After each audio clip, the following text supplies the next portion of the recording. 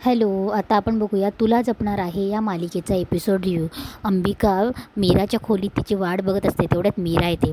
मीरा आल्यावर अंबिका बोलते की बरं झालेस तू आलीस मीरा, मी तुझीच वाट बघत होती. तेव्हा मीरा शांत असते. तेव्हा अंबिका बोलते की काय झालं. तेव्हा मीरा बोलते की ताई, काय चालू आहे या अनन्याताईचं. ताई, त्यांचं म्हणणं आहे की काल जे त्यांनी पाहिलं तो भास नव्हता, आणि त्यांचं असं म्हणणं आहे की ते सगळं आपल्या बाबांनी घडून आणलं आहे. हे प्रत्येक वेळेस असंच होतं, काही झालं तर काही उठसूट बाबांवर नाव घेतात. मग म्हणून मला चिडचिड होऊन मंजिरीचं नाव घ्यावं लागतं. आणि मग पुन्हा तेच होतं, अथर्व आणि माझ्यामध्ये पुन्हा तोच वाद. तेव्हा अंबिका तिला समजवते की बघ मीरा, जसं आपल्या बाबांवर पूर्ण विश्वास आहे ना, तशीही अथर्वची त्यांच्या आईबद्दल काही मतं आहेत. हे असं होतच राहणार, आणि जोपर्यंत मंजिरीचं सत्य समोर येत नाही ना, तोपर्यंत हेच विषय, असेच वाद सुरू राहणार आहेत. आणि जोपर्यंत आपण हे सत्य समोर आणत नाही ना, तोपर्यंत मंजिरी आता तिच्या खोलीत नाही आहे, हीच योग्य वेळ आहे, आपण तिची पेटी काढूया. इकडे माया नर्मदाला बोलत असते की अनन्या जे बोलते ते जर खरं असेल तर याचा अर्थ अथर्व नक्कीच काहीतरी प्लॅन करतोय. आणि अथर्व प्लॅन करतोय याचा अर्थ की त्याला कळलं असेल की आपण त्यालाच मारण्याचा प्रयत्न आपणच त्याला केलेला. पण नर्मदा बोलते की माया, तू उगाचच हवेत गोळ्या झाडू नको, त्यापेक्षा अथर्व काय प्लॅन करत असेल हे शोधण्याचा प्रयत्न करूयात आपण. तेवढ्यात मंजिरी तिथे येते. मंजिरी नर्मदा आणि मायाकडे येते. तेव्हा मंजिरी बोलते की मला तुझ्याशी बोलायचं आहे माया. नर्मदा, तू बाहेर जा. तेव्हा माया नर्मदाचा हात पकडते आणि तेव्हा ती बोलते की नाही, मला एकटीला नाही थांबायचं आहे. तेव्हा मंजिरी बोलते की अगं, मी जीव नाही घेणार तुझा, जा बाहेर जा, मला फक्त बोलायचं आहे तुझ्याशी. तेव्हा नर्मदा मायाला तिकडे थोडीशी डोळ्यांनी खुणवते. तेव्हा मंजिरी बोलते की नर्मदा, तुला ऐकायला नाही आलं का, जा बाहेर जा. तेव्हा नर्मदा जायला निघते. मंजिरी पटकन दरवाजा बंद करते आणि मायाकडे येते. इकडे अंबिका आणि मीरा पटकन मंजिरीच्या खोलीत येतात. तेव्हा अंबिका बोलते की चल मीरा, चल. मंजिरी नाही आहे, ती आल्यावर तिला काय उत्तर द्यायचं ते नंतर बघू. त्या पटकन दरवाजा बंद करतात आणि कपाटाजवळ येतात. तेव्हा कपाट खोलल्यावर मीरा बोलते की ताई, पेटी. तेव्हा मीरा ती पेटी हातात घेते. तेव्हा अंबिका बोलते की तू एकदा पेटी उघडून बघण्याचा प्रयत्न करतेस. मीरा उघडायला लागते. तेव्हा अंबिका बोलते की मीरा थांब, आपण आधी ही पेटी इथून बाहेर घेऊन जाऊया. ती मंजिरी आली ना तर आपल्या हाती काहीच लागणार नाही, चल पटकन. इकडे मंजिरी मायाजवळ येते. तिच्या केसातनं हात फिरवते आणि बोलते की माया, तुला माहिती आहे ना मी तुझा जीव कधीही घेऊ शकते, पण घेत नाही का, याचा विचार केला आहेस कधी तू? ना या बावळट लोकांसोबत राहून तुझं ध्येय विसरतीयस. आठवण करून देऊ, अथर्व तुला पुन्हा मिळू शकतो, पण थोडेसे कष्ट घ्यावं लागेल. कारण की मीरा आणि अथर्वचं नातं कमकुवत होत चाललं आहे. कारण की तो माझ्या विरोधात कधीही उभं राहू शकत नाही आणि मीरा तिच्या बापाच्या विरोधात, आणि ह्याच संधीचा फायदा तुला मिळू शकतो. तेव्हा माया बोलते की पण आज तुम्हाला माझा विचार कसा आला? आय एम शुअर की तुम्हाला याच्या मागे काहीतरी बेनिफिट असेल, नाही तर तुम्हाला माझी आठवण नाही येणार. तेव्हा मंजिरी बोलते आहे ना, बेनिफिट आहेच. बेनिफिट, स्वार्थ. प्रत्येक माणूस दुसऱ्या कोणाकडे तरी जातो ना, तेव्हा त्याचा काहीतरी स्वार्थ असतोच. माझाही आहे. प्रत्येक माणूस एखाद्याकडे जातो ना तर त्याचा काहीतरी स्वार्थ असतो. माझाही आहे.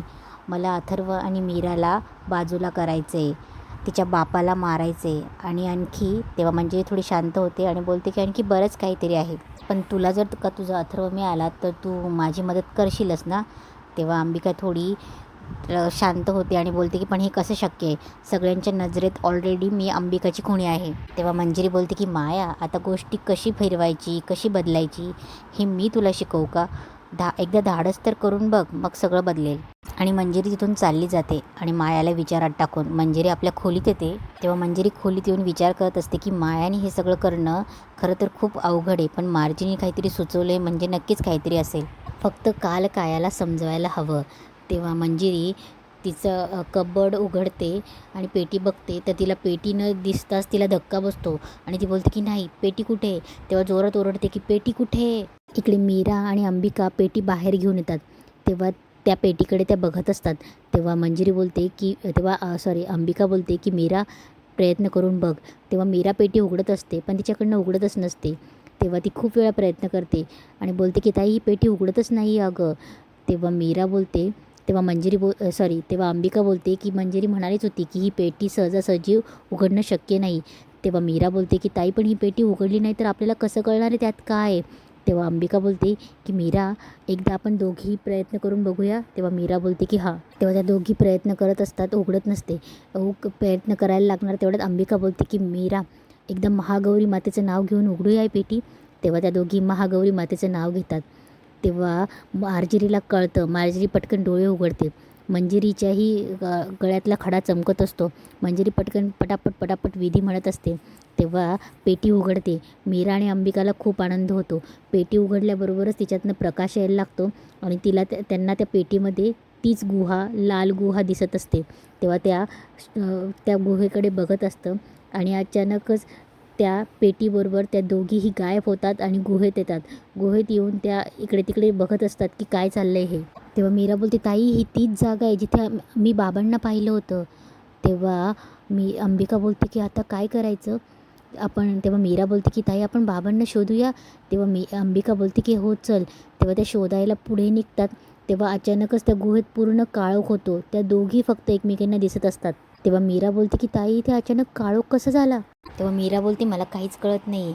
तेव्हा अचानकच त्यांच्या डोळ्यावर प्रकाश येतो आणि लाल बुंद प्रकाश आल्यावर त्या दोघी तिथून गायब होऊन पुन्हा जिथे पेटी आणून ठेवलेली असते तिथे येऊन उभे राहतात. तेव्हा मीरा आणि अंबिका पेटी बघतात तर तिथे पेटी नसते.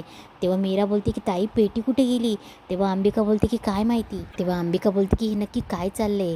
मीरा ती मंजिरी म्हणाली होती की कुठलीच शक्ती पेटी उघडू शकत नाही, पण आपण दोघांनी मिळून प्रयत्न केला आणि महागौरीचं नाव घेतलं आणि ही पेटी उघडली अगं. तेव्हा मीरा बोलते ताई पण अगं त्या पेटीत जी जागा होती ती.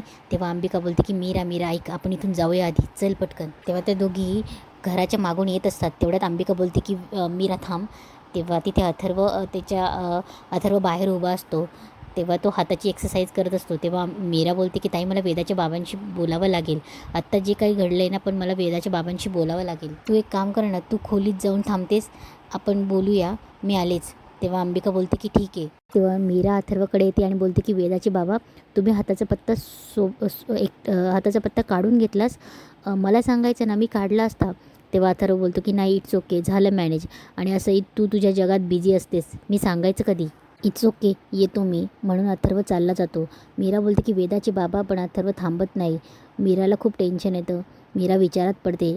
माया हे बघत असते आणि माया मनात बोलते की मीरा आणि अथर्वमध्ये नक्कीच काहीतरी सुरू आहे. मॅडम जे काही बोलल्या ना ते होईल असं वाटतंय. म्हणजे अथर्व माझा होणार. मायाला खुशी होते.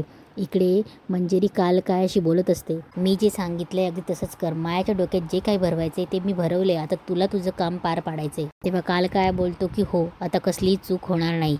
तेव्हा मंजिरी बोलते की जा, माया या वेळेला बाहेर पडते. ती आता काळजी घे स्वतःची. आणि ती त्याला सांगते की मागून जा म्हणून. काया जातो. मंजिरी पुन्हा आपलं कप्बोर्ड उघडते आणि पेटी बघते आणि खुश होते. तेव्हा मंजिरी बोलते की दोघी मांजरींनी खूपच मोठी उडी मारली आहे. दिवसेंदिवस त्यांची हिंमत वाढत चालली. मला मीराचं बाळ हवं आहे म्हणून, नाही तर मी तिला कधीच संपवलं असतं आणि दोघींची जोडी कधीच फोडली असती कायमची. इकडे मीरा तणफण करत येते. तेव्हा अंबिकाही येते आणि बोलते की मीरा काय झालं आहे. तेव्हा मीरा बोलते की ताई अगं सगळं एकाच वेळीच येते, मी कुठे काय करू माझं कळतच नाही आहे. तेव्हा अंबिका बोलते की शांत हो आणि काय झालं ते सांग. तेव्हा मीरा बोलते की ताई अगं ती पेटी, ती गुहा आणि इकडे लक्ष द्यायला गेलं ते वेदाचे बाबा माझ्याशी बोलत नाही अगं. म्हणजे एक गोष्ट बघायला गेली की दुसरी गोष्ट हातातून निसटून जाते.